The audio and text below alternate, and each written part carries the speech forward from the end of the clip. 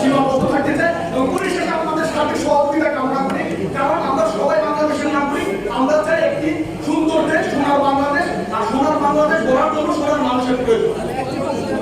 কোনো সংগঠনের ব্যানারে করে না, আমরা তো তারা স্পষ্টভাবে প্রকাশ পেয়েছে কে করছে।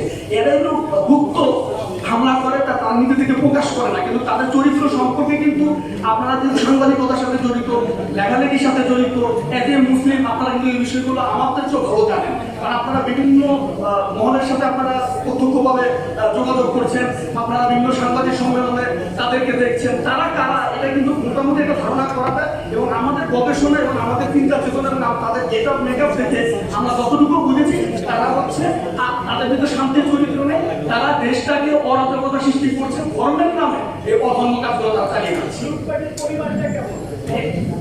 আমরা ধারণা করছি যে আমাদের যে ভাবে জান্নাত শরীফে যে লুটপাট হয়েছে, অ্যাপ্রক্সিমেট তো অনেক যা ছিল সবই তারা আগুন দিয়ে জ্বালিয়ে দিয়েছে, এবং আসবাবপত্র থেকে শুরু করে মূল্যবান সামগ্রী সবই তারা নিয়ে চলে গেছে। সুতরাং এটা আমাদের ইনভেস্টিগেশন চলছে, কারণ আমরা আমাদের একটা টিম আমরা করেছি, টিম করতে তারা এটা ক্ষয়ক্ষতির পরিমাণগুলো নির্ধারণ করে আমরা আপনারা পরবর্তীতে যদি আমাদের সাথে যোগাযোগ করেন অবশ্যই আমরা আপনাদেরকে সঠিক তথ্যটা দিতে পারবো। এখন আমি বলবো একটা পরবর্তীতে আমাদের ইনভেস্টিগেশনের সাথে না যদি মিলে, কারণ আপনাদের আপনাদের সম্পদ নিয়ে গেছে, আপনারা আগে বলবেন না, ইনভেস্টিগেশন আগে বলবেন। আমাদের ইনভেস্টিগেশন আমাদের লোকের ইনভেস্টিগেশন করবে, আমাদের তো বিভিন্ন ডিপার্টমেন্ট, আমরা লেখালেখির সাথে জড়িত, আর একটা আমাদের জামাত শরীফের বিভিন্ন বিভাগ রয়েছে। হ্যাঁ, একটা বিভাগ এই কাজ করছে, তারা ইতিমধ্যে তাদের কাজ শুরু করে দিয়েছে। আশা রাখি আমরা অচিরে আমরা এই বিষয়গুলো একবারে নির্ধারণ করতে পারবো। আমাদের ক্ষয়ক্ষতির পরিমাণ আপনারা জানেন, ইতিমধ্যে আমাদের একজনকে হত্যা করা হয়েছে, আমাদের একজন আশেখ রাতুল জামাত শরীফের মারাও গিয়েছে। ঘটনাস্থলে সবাই অবগত আছেন, আপনি অবগত আছেন কিনা? আপনি অবগত থাকলে জানান। আমাদের বর্তমান যে সিচুয়েশনটা, আমরা এটা নিয়েও এখানে উপস্থিত হয়েছে যে এটা সারাটা দেশে আমাদের 10টি দরবার শরীফ আছে এবং 2 শতাধিক দরবার শরীফের 11টি দরবার আছে, 2 শতাধিক খানকা শরীফ আছে এবং অসংখ্য ভক্তবৃন্দ আছে। তাদের যেন দরবার শরীফ, কেন্দ্রীয় দরবার এবং আঞ্চলিক দরবার, খানকা শরীফগুলো, এই স্থাপনাগুলো বা প্লাস রওজা শরীফ যেন নিরাপত্তার ব্যবস্থা হয়, তত্ত্বাবধায়ক সরকারের কাছে আজকে সাংবাদিক এই সম্মেলনের মাধ্যমে এই আহ্বানটি দেওয়ার জন্য মূলত আজকে সাংবাদিক সম্মেলনের আয়োজন করা হয়েছে। আপনাদের যে লিখিত প্রেস লিস্টে এখানে কিন্তু পছন্দ করে না, তারাই এই কাজগুলো করেছে এবং বিভিন্ন গোষ্ঠী এর সাথে সম্পৃক্ত রয়েছে। এর জন্য আমরা প্রশাসনকে জানিয়েছি, এটা তারাই ইনভেস্টিগেশন করে তারাই নির্ধারণ করবে যে কারা কারা জড়িত আছে। আমরা নির্ধারণ করেছি যে গোষ্ঠীগুলোর কথা আপনি উল্লেখ করছেন, সেই গোষ্ঠীগুলো কারা?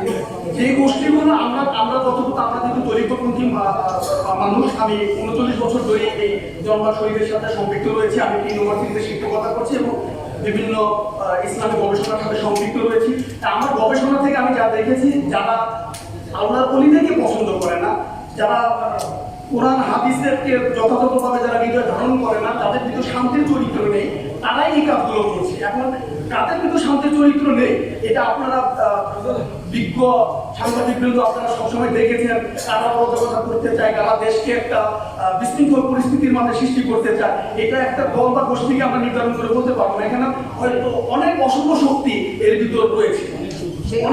সেই অশুভ শক্তিগুলো সম্পর্কে তো আমরা এই অশুভ শক্তিগুলো সম্পর্কে আমরা ইতিমধ্যে পুলিশ প্রশাসনকে অবহিত করছি, তারা তাদের তদন্ত চালিয়ে যাচ্ছে এবং জাতিকে আপনাদের মাধ্যমে আমরা জানাতে চাচ্ছি, নিশ্চয়ই আপনারাও এটা কোনো পছন্দ করবেন না, কারো বাড়িতে কারো ঘরে এসে লুটতরাজ করা, হত্যা করা, ইসলাম এটাকে সমর্থন করে না।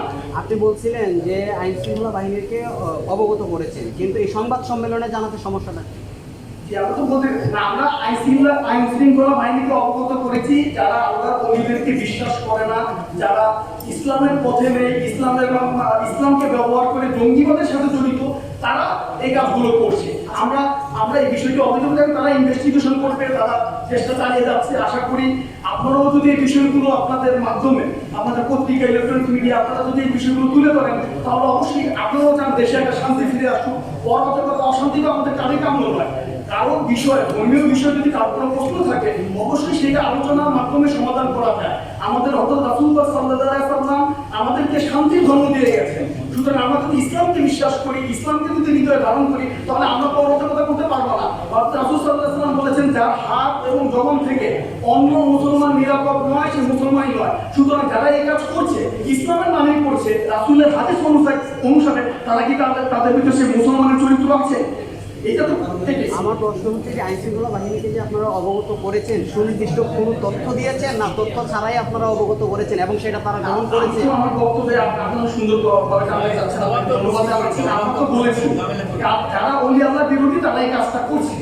আপনারাও জানেন ওলি আল্লাহ বিরোধী কারা, যাদের ভিতর আদর্শ চরিত্র নেই, তাদের ভিতরে আত্মশুদ্ধি নেই, তারাই তো একজন মানুষকে আঘাত করছে। আপনি তো কখনো একজন মানুষকে কখনো আঘাত করবেন না। কোনো বিষয়ে যদি আপনার কনফিউশন থাকে আমার ব্যাপারে, আপনি আমাকে প্রশ্ন করে জানতে চাবেন, আপনি কি আমাকে আঘাত করবেন? তারাই এগুলো করে, যাদের ভিতর চরিত্র নেই, ধর্ম নেই, তারাই এগুলো করছে। সুতরাং এটাকে স্পেসিফিক ভাবে আমি ধরে বলতে পারবো না তুমুক করছে তুমুক করছে। এটা একটা সর্বজনীন বিষয়, এটা আমাদেরকে রিয়েলাইজেশন করতে হবে। যেখানে এই ঘটনা ঘটেছে সেখানে কি আপনাদের